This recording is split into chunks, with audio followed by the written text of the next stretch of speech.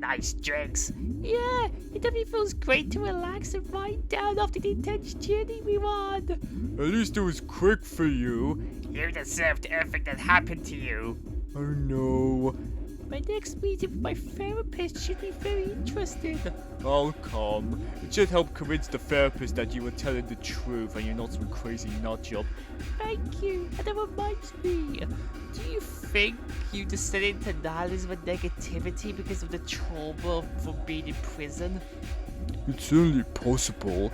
Then we should start our own therapy program to help people go through tough times, not descend into nihilism and negativity, which would also help prevent them from committing evil like you. It would be a good start to try redeem myself. What about you, Bird? What will you do now?